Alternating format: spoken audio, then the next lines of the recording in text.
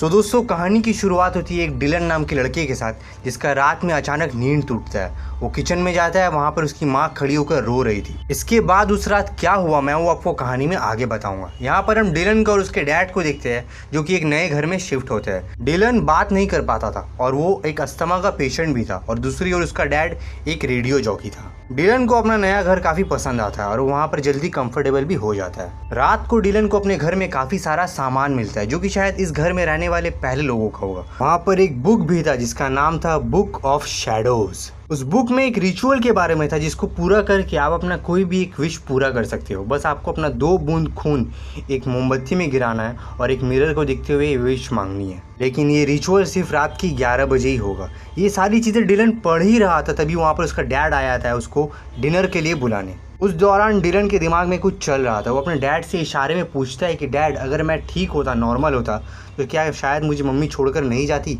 तब उसका डैड उसे समझाता है कि देखो बेटा, अक्सर हमारे पास जो चीज़ें नहीं होता ना, हम उसके पीछे भागते हैं और उन्हें नज़रअंदाज करते हैं जो हमारे पास होता है।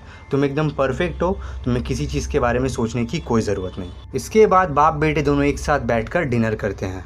डिनर के बाद डिलन का डैड काम के लिए निकल जाते हैं और वो डिलन को बताते हैं कि मैं सुबह तक तुम्हारे उठने तक वापस आ जाऊंगा। अब डिलन घर पे अकेला था और उसे सिर्फ वेट था रात के 11 बजने का, ताकि वो रिचुअल करे और उसके दिल में जो विश है वो मांगे। अब रात के 11 बज चुके थे और डिलन एक मोमबत्ती में अपना ब्लड डालकर एक मिरर के सामने खड़ा होकर अपना विश मांगता है। डिलन का विश ये था कि उसका आवाज़ वापस आ जाए, लेकिन उसका आवाज़ वापस नहीं आता, जिससे वो काफ़ी डिसअपॉइंट होता है। उसे लगता है ये बुक एकदम बकवास है, कुछ नहीं है। हताश होकर डिलन नहाने चले जाता है। जब डिलन वॉशरूम में नहा रहा था, तब हम कॉरिडोर के अंदर से एक धुएं को निकलते देखते हैं, जो कि पूरे घर में घूम रहा था। थोड़ी देर बाद डिलन वॉशरूम से बाहर निकलता है और वो प्लेट साफ कर रहा था। तभी उसके सामने रखा टीवी अचानक ऑन हो जाता है।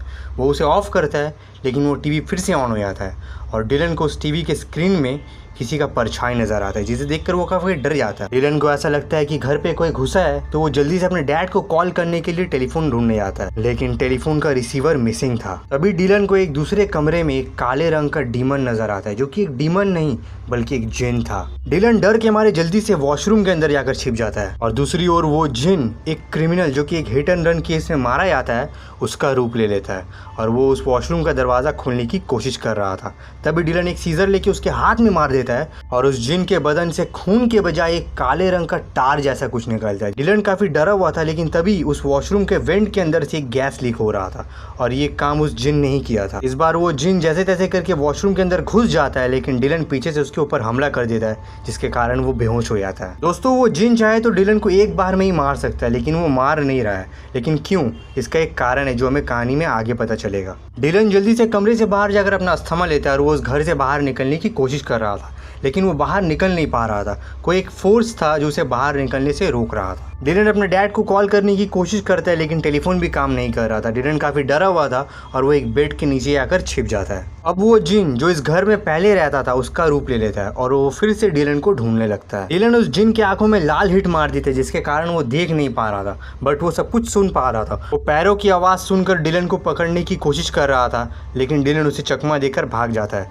वो फिर से उस बुक को खोलता है और उसे देखता है और समझने की कोशिश करता है कि वो जिन ऐसा कर क्यों रहा है। उस बुक में लिखा हुआ था कि तुम जो भी विश मांग रहे हो, उसके बदले तुम्हें कुछ पे करना होगा। जिन तुम्हें 1 घंटे तक आजमाएगा, तब तक अगर तुमने सरवाइव कर लिया तो तुम्हारा विश पूरा होगा, वरना जिन तुम्हारा सोल लेकर चला जाएगा। 1 घंटे बाद उस जिन को भगाने का सिर्फ एक ही तरीका है। जिस मोमबत्ती में तुमने अपना ब्लड डालकर वो रिचुअल किया था, तुम्हें उस मोमबत्ती को बुझाना होगा। डिलन अभी उस मोमबत्ती को बुझाने की कोशिश कर रहा था, लेकिन वो मोमबत्ती बुझ नहीं रहा था। अचानक सब कुछ शांत हो जाता है। डिलन किचन में आकर देखता है कि उसकी माँ दीवार की तरफ मुंह करके खड़ी होकर है, लेकिन दोस्तों ये उसकी माँ नहीं बल्कि वो जिन था। वो डिलन को देख नहीं पा रही थी, बट सुन पा रही थी। वो डिलन के ऊपर हमला करती है, जिसके चलते डिलन का शोल्डर में काफी चोट लगता है। डिलन अपने आप को बचाने के लिए उसके हाथ में दांत काट लेता है और वो फिर से वॉशरूम में जाकर छिप जाता है। वॉशरूम में डिलन की आंख लग जाती है, जहाँ पर वो सपना देखता है उसी रात का जिस रात उसकी माँ किचन में खड़ी होकर रो रही थी। उसकी माँ के पास एक गन था और उसकी माँ उस रात सुसाइड कर लेती है और डिलन वहाँ पर खड़ा था और वो कुछ नहीं कर पाता। जब डिलन को होश आते हैं, वो जल्दी से बाहर जाकर चेक करता है कि 12 बजा या नहीं, 1 घंटा हुआ या नहीं, लेकिन अभी भी 2 मिनट बाकी था और वो जिन उसकी माँ के रूप में अभी भी कमरे में यहाँ वहाँ भटक रही थी। डिलन तब बचने के लिए एक छुरी से उस जिन के पाँव में मार देता है और एक कमरे में जाकर छिप जाता है। डिलन गेट के नीचे से देखता है कि जिन अचानक नीचे गिर जाता है जमीन पे। मानो ऐसा लग रहा था कि 1 घंटा कंप्लीट हो चुका है और वो जिन मारा गया है। लेकिन ये सब उस जिन का एक चाल था। वो डिलन का पाँव तोड़ देता है, लेकिन डिलन जैसे तैसे लंगड़ाते लंगड़ाते उस मोमबत्ती तक पहुंचता है उसे बुझाने के लिए। तब वो जिन डिलन की माँ की आवाज़ में डिलन से बात करने की कोशिश करती है, उसे समझाने की कोशिश करती है कि वो उस मोमबत्ती को ना बुझाए। लेकिन डिलन समझ जाता है कि ये फिर से एक चाल है और वो उस मोमबत्ती को बुझा देता है, जिसके चलते वो जिन गायब हो जाता है। उस जिन के जाने के साथ साथ डिलन का शोल्डर का घाव भी चले जाता है। लेकिन डिलन की आवाज़ अभी भी वापस नहीं आई थी। दोस्तों, इस कहानी में अभी भी एक पहलू बाकी है। जल्द ही सुबह होता है और डिलन का डैड घर पे वापस आता है, लेकिन उसके पीछे पीछे वो जिन भी खड़ा था। उस जिन को दोबारा देखकर डिलन काफ़ी डर जाता है। वो जिन डिलन के डैड का गला पकड़ता है और उनकी आवाज़ निकाल कर वो डिलन के अंदर डाल देता है। दोस्तों, उस बुक में साफ साफ लिखा था कि तुम्हें अगर कुछ चाहिए तो तुम्हें उसके लिए कुछ चुकाना होगा। डिलन को अपनी आवाज़ के बदले अपने डैड की आवाज़ चुकानी पड़ी। और बस इसी के साथ ये मूवी यहाँ पर ख़त्म होती है। हे गाइस, आई होप आप लोगों को वीडियो अच्छा लगा होगा। ये फिल्म इसी साल रिलीज़ हुई है और इसे IMDb पर 4.7 की रेटिंग मिली है। रॉटन टमाटोज में से 87% फ्रेश बताया जा रहा है, बट मेरे अकॉर्डिंग ना ये मूवी मुझे 10 में से मैं इसे रेटिंग दूंगा 8, 10 में से 8। मुझे ये मूवी अच्छी लगी। मैं हॉलीवुड में ना ज़्यादा जिन वाली फिल्में देखता नहीं हूँ। मैंने जितनी भी जिन वाली मूवीज़ देखी है ना, वो सारा मैंने टर्किश हॉरर मूवी में ही देखा है। बट मुझे अच्छी लगा कि हॉलीवुड में ऐसी मूवी बनाई गई। मुझे ऐसा लगा था कि ये जिन जो होगा, ये मूवी किसी के बॉडी में ये जिन घुसेगा, फिर उससे ऐसे वैसे अलग अलग काम करवाएगा, वो हॉन्ट करेगा उसे। बट ये ऐसा नहीं था। इसमें हमने वो कार्टून जैसे जिन देखते हैं ना, जो विश पूरा करता है, बट उसका डार्क साइड क्या हो सकता है। अगर तुम किसी से अपना विश पूरा करवाते हो, तुम्हें उसके बदले में क्या देना पड़ेगा, इस मूवी में वो दिखाया है। मुझे अच्छा लगा ये फिल्म, मैंने एक्सपेक्ट नहीं किया था।